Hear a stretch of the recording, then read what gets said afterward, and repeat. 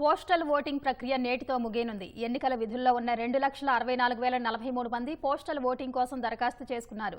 వారిలో సుమారు 1,76,000 మంది నిన్నటి వరకు ఓటు వేశారు. సర్వీస్ ఓటర్ల నుంచి స్పందన అంతంత మాత్రంగానే ఉంది.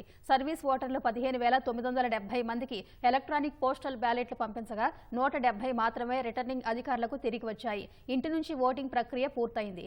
దివ్యాంగులు, 80 ఏళ్లు పైబడిన వారు ఇంటి నుంచి ఓటు వేసేందుకు 23,247 మందికి ఈసీ అనుమతి ఇచ్చింది.